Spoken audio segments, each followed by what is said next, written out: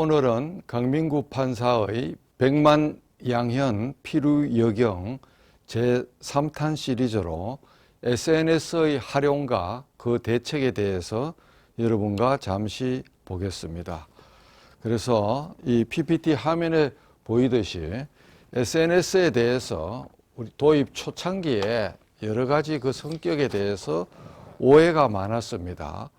그래서 사적인 영역으로 알고 여러 가지 파문도 있는 사건이 일어났는데 SNS는 더 이상 개인적인 공간이라고 보기가 힘들고 외국의 전문가들은 하이퍼 퍼블릭, 즉 고도로 민감한 공적인 영역으로 규정하고 있습니다. 즉 SNS 공간은 사적인 공간이라기보다는 1인 방송국의 역할을 할 수 있고 공직자의 경우에는 더욱더 신중하게 사용할 필요가 있지만 너무 두려워서 아예 접근조차 안 하는 그와 같은 자세는 잘못된 것이라고 생각합니다. 이혼 사건 심리에서도 원고 피고 사이에 그 SNS 글이 증거로 제출되는 그와 같은 사례도 있기 때문에 오늘날 SNS는 모든 국민 여러분에게 중요한 화두가 되고 있습니다. 그런데 이 양날의 검인 SNS를 어떻게 잘 활용해야 되느냐 하는 점에 대해서 아직 그 심층 검토가 다들 부족한 것으로 알고 있습니다.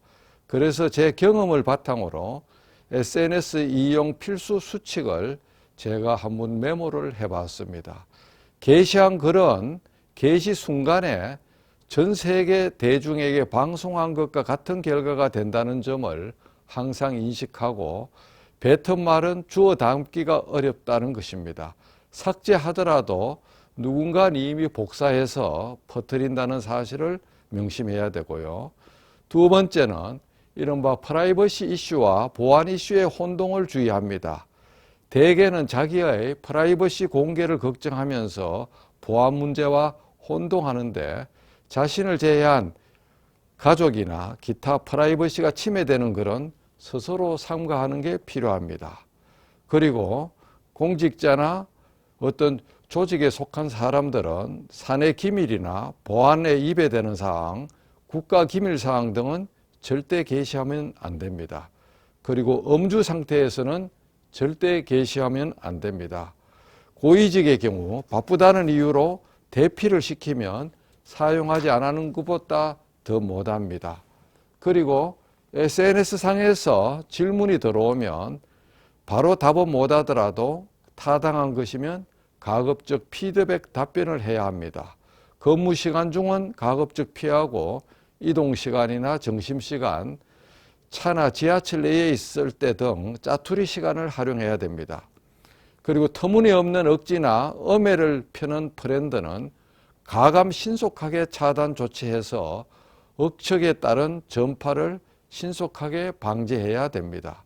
좋은 자료를 게시한 프렌드 유저에게는 항상 피드백을 하여 선한 친구 관계가 지속되도록 유념합니다.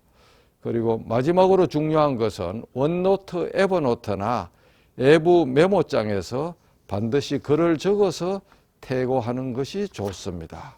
매일경제신문에서 저에 대한 제가 적은 글을 바탕으로 카드 뉴스를 만든 글을 우연히 제가 발견했는데 그 부분에 대해서 잠시 같이 보겠습니다. 그래서 디지털 시대에 똑똑하게 살아남는 5가지 방법이라고 카드 뉴스가 작성되었습니다. 첫 번째, 스마트폰의 기능을 확실하게 인지하고 정보 선택의 주도권을 유저인 사용자가 확보하고 알림 같은 거는 소리보다 진동이나 모음으로 설정해 놓고 자기가 필요할 때 들어가 보고 알림이 올 때마다 초조하게 들어가는 그와 같은 습성은 버리는 게 좋습니다.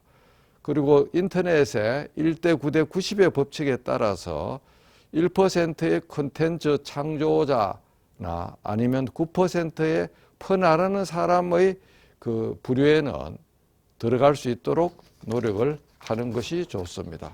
그 다음 철저한 자기 검열, 즉 자기가 올린 글과 사진은 올리는 순간 만인의 끝이 되기 때문에 그 부분에 검열이 필요하고, 마지막으로 조직 내에서는 신중한 의사소통이 될 수 있도록 유념해야 됩니다.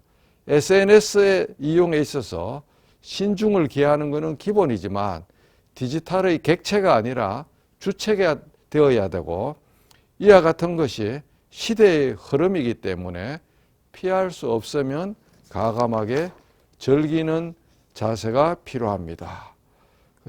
SNS의 인기인이 되기 위한 10계명이 화면과 같이 나오는데, 현장감 있는 사진을 포스팅하고 긴 내용은 한 번에 링크를 걸고 센스 있는 태거, SNS에 나만의 법칙을 만들고 촌철살인의 메시지, 독특한 합법, 친구를 많이 불러오는 거, 진심을 담는 것, 꾸준하게 소통하는 것, 댓글을 많이 다는 것, 이와 같은 그 SNS 자체의 인기인이 되기 위한 10계명을 인터넷에서 제가 인용해 봤습니다.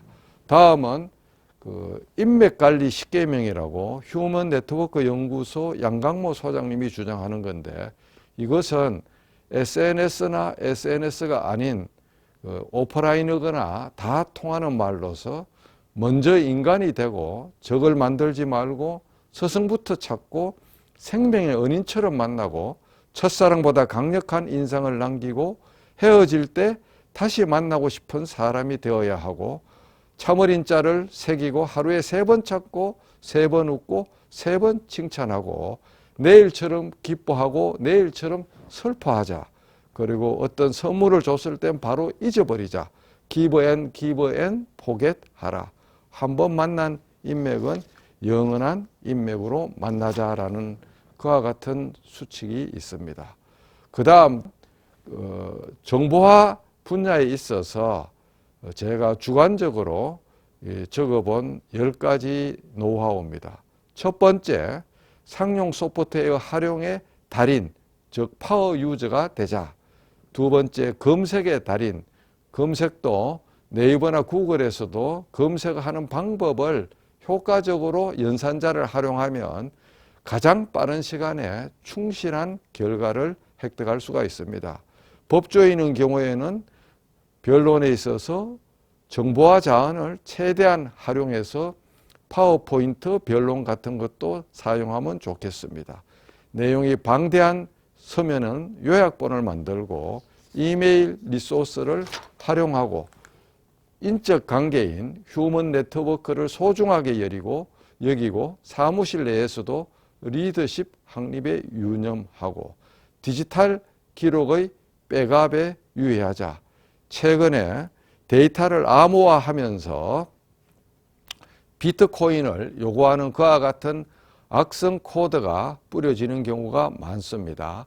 외장 하드에 반드시 이중으로 백업을 하는 것이 중요합니다.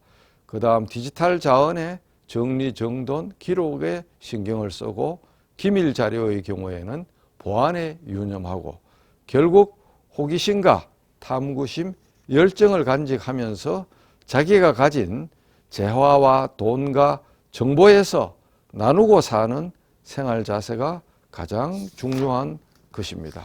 다음은 SNS에 있어서 주의해야 할 친구 신청입니다.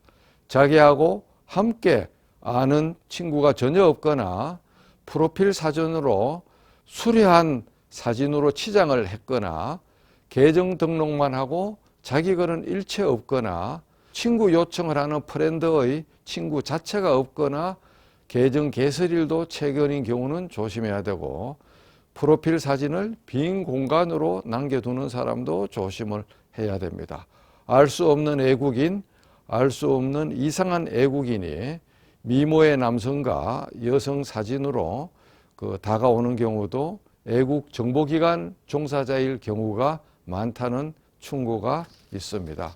그래서 가급적이면 오프라인에서 알고 있는 친구 정도나 아니면 자기의 프로필 정보에서 상세하게 자기 신상을 공개한 사람만 친구로 수락하는 게 좋고, 때로는 가짜 계정에서 유명 인사의 사진과 프로필을 도용해서 마치 그 사람인 것처럼 그와 같이 접근하니까 조심해야 되고, 자기하고 함께 아는 친구가 2자리 이상 많은 사람은 어느 정도 검증이 되었다고 보기 때문에 그런 사람들은 일단 친구로 이렇게 수락해도 큰 문제가 없을 것입니다.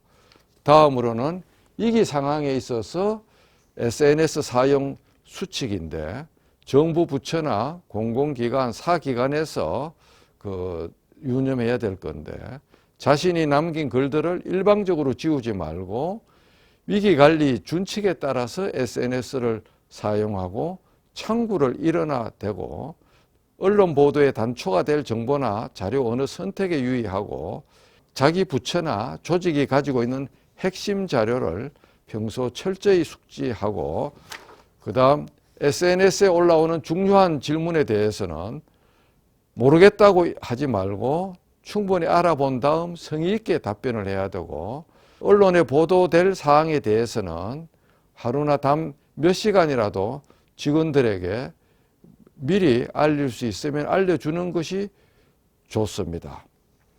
공직자가 작성하는 것은 언론에 의해 직접 인용될 소지가 크기 때문에 각별한 주의가 필요하고, 이기나 피해 속에서도 인간미 넘치는 가십거리나 미담 등을 SNS를 통해 알려야 됩니다. SNS의 상대들이 명백히 잘못 알고 있는 상황에 대해서는 증거나 자료를 이용하여 정중하게 반박해야 됩니다. 이상은 연세대 커뮤니케이션 연구소 자료입니다. 결국 마지막 SNS 활용 측면에 있어서 결론인데, 한상기 박사님의 의견입니다.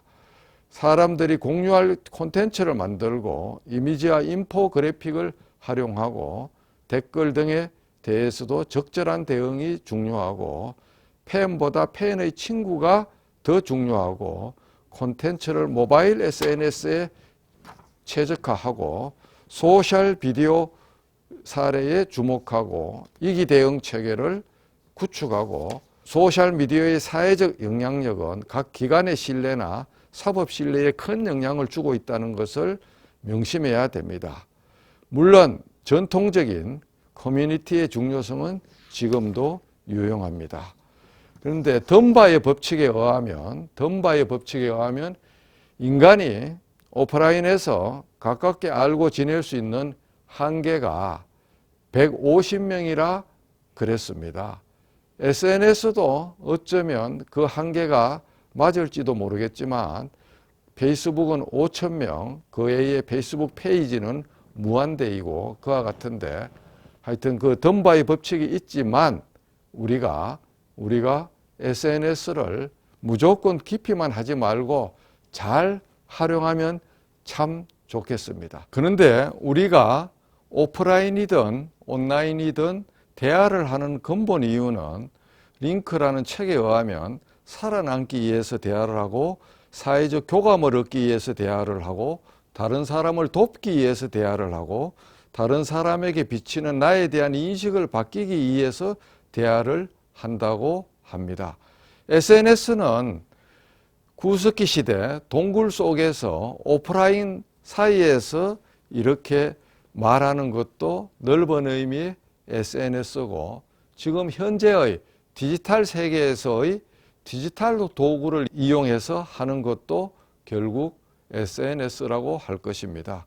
그래서 현대사회의 그 광범위한 디지털 세계의 SNS 세계를 눈을 감고 차단하면 자기한테 유입되는 정보가 없어지기 때문에 그만큼 손해를 봅니다. 생각 근육의 비법 중에 마지막 4번째 방책이 무림 강호에 고소하고 친구를 맺고 물어라 그랬는데, SNS야말로 관련 전문가들에게 묻고 배울 수 있는 확실한 현대판 서당이기도 하기 때문에 이제부터 제가 말씀드린 수칙을 잘 염두에 두고 선용을 다 같이 해서 현명한 국민으로 우리가 다시 재탄생하기를 제가 외쳐봅니다. 대단히 감사합니다.